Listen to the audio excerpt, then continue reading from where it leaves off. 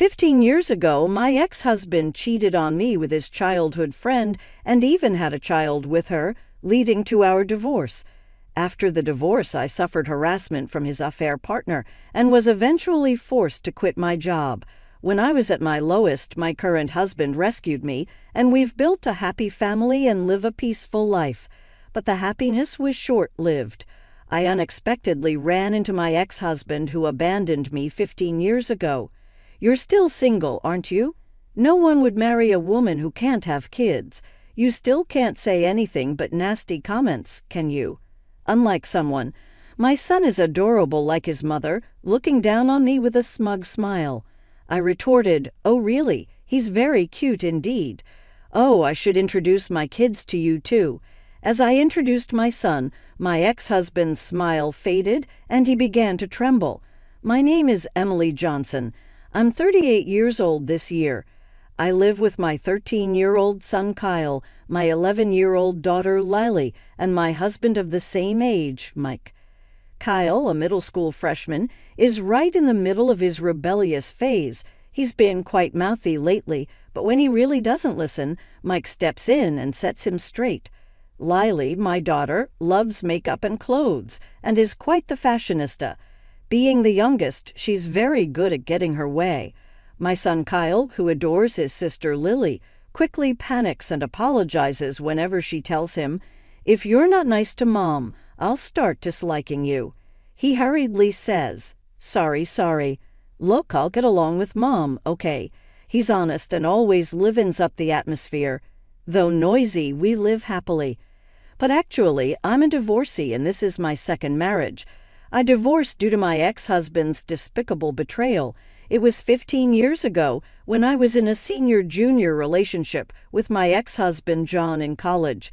We were blessed and had a smooth sailing relationship as we had many mutual friends. Soon after getting married, we both wanted children and would talk about how nice it would be to have them, even dreaming about dressing them up in matching outfits. However, reality wasn't so kind, and a year passed without us having a child. Each month when my period came, it strained our relationship, which neither of us liked. So we had many discussions and even underwent expensive fertility treatments. But when told there was nothing wrong, our marital relationship didn't improve. Initially, John was supportive and cooperative, but as time passed without a child, his attitude towards me began to change. He'd throw sarcastic comments like, when will I ever become a father? As if it was all my fault we didn't have kids. He stopped helping with household chores altogether, leaving me to do all the cooking, washing dishes, laundry, and cleaning. When I asked, "Why have you suddenly stopped helping with the chores?" "You used to help," he said. "Since you're infertile, if you don't at least do the housework, you're not fulfilling your role as a woman. What's the point of our marriage then?" His words became increasingly thorny over time. My sister and her husband are already expecting their second child. Isn't that great? They're on their second, and we don't even have our first, right? He would glare at me with harsh eyes, mocking and despising me. "If you had a normal body, I would have been a father long ago. How can you say I'm not normal when we don't even know the cause yet?" But John retorted, "Infertility is always the woman's fault. Don't you even know that? If I had known you were infertile, I would never have married you. Show some remorse." His words pierced my heart. I also started receiving calls from my in-laws saying, "We want to see our grandchild soon." At first, I brushed it off, saying, "It's only been a year. These things take time." But maybe that was a mistake, because my mother-in-law's attitude became harsher. She'd say, "You're useless if you can't have children." My daughter had one right away. "You're the only defective one." I felt pressured every day. One day, my close friend Sarah invited me out for drinks. John had been saying he was busy with work and coming home late, so I thought a break would be good and accepted the invitation. Then Sarah revealed a shocking truth. "I've wanted to see you for a long time, Emily. There's something I need to tell you." "What did you want to talk about, Emily?" "Do you remember Jessica?" Jessica was John's childhood friend. They lived near each other as kids, and their parents were close. Jessica and I went to the same university, and now she works at my company. She's the president's daughter and got her job through connections. Jessica and I weren't particularly close in college, as we were in different clubs and departments, and we barely interacted at work. John once introduced me to her, saying, "She's my girlfriend, so be nice to her." But she glared at me, perhaps not wanting to lose her childhood friend, so I thought she disliked me and kept my distance. Tall and beautiful, she was popular enough to be in beauty pageants in college and was somewhat of a celebrity in the company, being the president's beautiful daughter. Jessica: "Oh, John's childhood friend. Yeah, I know her. She's beautiful. We're at the same company, but we don't interact much. What about her?" "Well, it's hard to say, but I think Emily, your husband John, and Jessica are having an affair." I was shocked by Sarah's warning, feeling like I'd been struck by lightning. "I saw them the other day. They were walking hand in hand, not like just friends. That can't be. You should check it out and call me if anything happens, okay? Thanks for telling me." I had a feeling that John was cheating. His attitude towards me was terrible, and he always came home late, claiming to be working overtime. On weekends, he'd say he was entertaining clients and wouldn't be home. I had a vague idea, but I pretended not to notice. That day, after parting ways with Sarah, I headed straight to a private investigator. The reason, of course, was to gather evidence of my husband's infidelity. It didn't take more than a week to gather evidence, but I myself wasn't ready to decide on divorce right away. No matter how terrible a husband he was the person I once vowed to spend my life with. I couldn't decide right away. A few days later, I returned home to find John, who usually came home late, sitting at the dining table. "Oh, you're home. Yeah, I thought you'd be late today as usual." I tried to sound sarcastic on purpose. "Yeah, sorry about that. I need to talk to you." Having heard about the affair from Sarah, I had a bad feeling. I want a divorce. What? So that's how it is. I realized that John wasn't just fooling around with Jessica, but that he was serious. Jessica's pregnant, so I'm going to marry her. Jessica? Your childhood friend? You said she was just a friend, and now she's pregnant. You were having an affair. Don't call it an affair. Makes me sound like a scumbag. Can't be helped, right? Jessica can actually get pregnant, and she's beautiful. There's no reason for me to choose you over her. I was shocked by John's brazen attitude. He didn't think he was in the wrong at all. I was so shocked that I couldn't find the words to speak. Seeing me silent, John scoffed and said, "Even my mom kept nagging me to divorce you. She always liked Jessica more. She's beautiful, kind, and can have kids. My mom will be happy with this." In the end, my mother-in-law and husband had always preferred Jessica. I was so sad that tears started to flow. "Well, I've packed my things and I need to leave for the sake of the child that's about to be born." Saying that, John left the house. I didn't have the energy to stop him. Later, I was unilaterally sent divorce papers. There was a note attached, written by a woman: "Please divorce my husband quickly." The contradictory words made question marks pop up over my head. I wanted to retort, "You're the one who stole my husband." Seeing those words, I finally came to my senses. Why am I the one being blamed? I couldn't just silently go through with the divorce.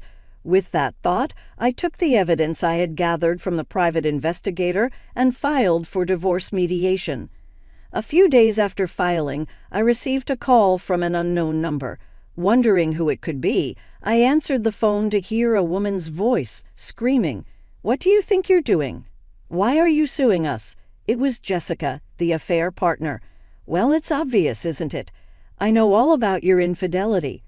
"Sure, here's the text with punctuation added and divided into short paragraphs. It's only natural for me to ask for alimony." "Alimony? I have a baby in my belly. You're really going to demand money at a time when we'll need it most. Who's the real monster here? You sleep with a married man and have the nerve to say that to me. It's your fault for being infertile, you terrible woman." Her high-pitched screaming hurt my ears. "Anyway, I intend to settle this divorce, including alimony, in court. Let's discuss this further in the proper setting." With that, I hung up the phone. Later, thanks to the evidence I had, the mediation recognized John and Jessica's relationship as adultery. Jan, unhappy with this, tried to blame my infertility, but it was dismissed as unreasonable since no test results had confirmed me as the cause. Within just a year of marriage, I've received $4,000 in alimony from John and $20,000 from Jessica, both paid in one lump sum. I didn't want a prolonged, messy payment schedule and a lingering connection to them. This is how our divorce was finalized. However, my suffering didn't end there.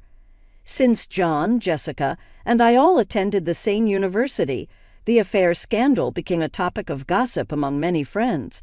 According to a close friend, the rumor was that I had hidden my infertility and tricked John into marriage. Some people even sympathized with John and Jessica. How awful.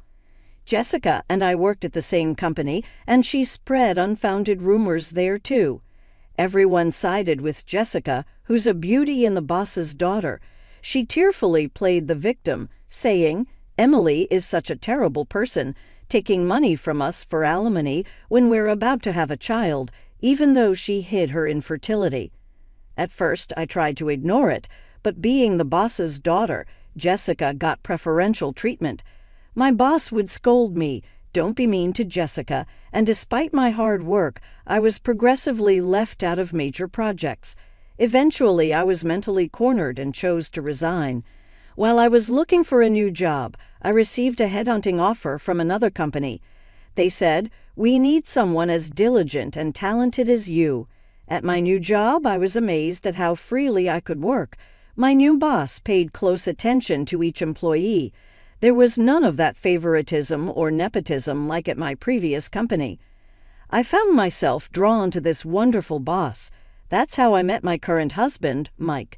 When I was at my lowest after a terrible split from my ex-husband, he kindly supported me. After several dinners together, we started talking not just about work, but about our personal lives too, and our relationship developed. Things went well between us, and thankfully Mike proposed to me. However, having been rejected by my ex-husband for infertility, I had many fears about marriage and confessed to Mike that I might be infertile. Then, looking at me earnestly, Mike said, "Of course, I'd be happy if we could have a child together in the future, but the most important thing is that I love you, Emily. You're important to me. So even if we can't have children, I will always be by your side." He hugged me gently. I was so happy. I thought I wanted to spend my life with this man and decided to marry Mike. Soon after our marriage, we had our first child, Kyle, followed by our daughter, Lily. Perhaps not getting pregnant with my ex-husband was a matter of timing or compatibility. Raising children is hard, but we're living happily. Then one day I attended a friend's wedding. During the middle of the ceremony, when it was time for greetings and mingling, I stepped out to go to the bathroom and saw my ex-husband, Jan, whom I hadn't seen in 15 years. "Oh, why is he here?" I panicked for a moment, my mind going blank. But then I remembered that today's bride and groom were friends from college. It made sense for John to be there. I tried to ignore him and walk past, but he called out loudly, "Hey," so he noticed me. "What, you've put on weight, haven't you? It's been so long since I've seen you." Jan, seemingly drunk, talked loudly and spat while speaking. "You haven't changed a bit," I added in my mind, still as unpleasant as ever. Then John called his family over. There was Jessica and their son. Seeing my face, Jessica smirked and said, "Oh, it's been a while. Have you gained weight? Is it stress eating? Must be tough. I bet you're still an infertile woman with no one to take you, right?" I was dumbfounded by their rude behavior and couldn't find the words to respond. I noticed their son hanging his head, blushing with embarrassment. He had very handsome features. "Ah, I forgot to introduce him. This is my son. As you can see, he's cute like Jessica, right?" Jessica, too, proudly bragged about their son. "He's handsome, smart, a real genius," she said. "Sorry to say it seems like we're the only happy ones here." They praised their son and looked down at me with smug smiles. However, their son seemed unhappy with his parents' behavior, seemingly displeased with them belittling someone else. He must be a very kind boy, I thought. But I had no time to deal with them. As I turned to leave, John grabbed my arm tightly, stopping me. "So you cause our divorce because of your infertility, and then you have the nerve to extort money from us?" John was still holding a grudge about something that happened 15 years ago. "If anyone should hold a grudge, it's me." Then Jessica also turned to me and said, "Yeah, you're a single infertile woman. Why would you need money? Families with children like us need it more, don't you think? Pay us back double the amount you took from us." At that time, I was dumbstruck by such selfish remarks, speechless. When John and Jessica's son spoke up, "Single means unmarried, right? But she's wearing a wedding ring on her left hand," pointed out by their son. John and Jessica stared intently at the ring on my left ring finger. "What? You're married?" John and Jessica's loud exclamations drew stares from the surrounding people. I was mortified as I pondered what to do. I caught sight of a familiar face. "You shouldn't be so loud at a celebration like this. It's disturbing others. Maybe you should be more considerate, Mom." "Who are these scary-looking people?" "Kyle, Lily, yes, worried about my late return." Kyle and Lily had come to check on me. Lily, as usual, was outspoken, but it was rare for Kyle to speak so provocatively. "Mom, you're late coming back. Mom, you have kids?" "Yes, I do." "Let me introduce them. This is my son, Kyle, and my daughter, Lily." John seemed speechless, shocked that his ex-wife, whom he thought was infertile, had 2 children. Jessica was staring intently at my son. After a while, she muttered in a strange voice, "That uniform." She seemed fixated on my son's attire. "Ah, he came straight from school with his dad." "It's not about that. That's the uniform of that famous private middle school, huh?" "Oh, yes. Kyle's attending the prestigious private middle school." Yes, Kyle excelled in his studies and was attending a well-known local private school. "It can't be. A child of yours at that school. And my daughter, too. She plans to take the exam for the same school next year." "That's right. And you know what? Kyle is amazing.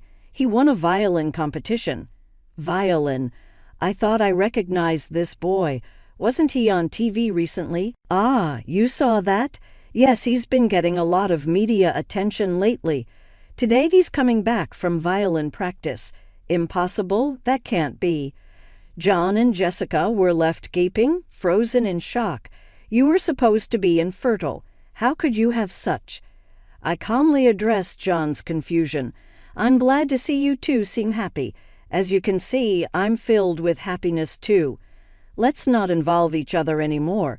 We have nothing to do with each other now." As I was about to leave with my children, my husband Mike appeared. "Hey, what's going on here? The main event is about to start again." Seeing my husband, John's face turned pale. "President Smith." "What?" Jessica, too, upon seeing my husband, turned white and trembled. "Your husband is Smith, the young CEO of ABC Corporation who got the job last year, right?" "Actually, my husband Mike works as the CEO of the parent company of Jessica's father's company. He was job hunting when the parent company approached him for a position, and that's how he switched jobs. I met Mike there, a man who was already popular and skilled. Last year, he was recommended by the then CEO and took over the role."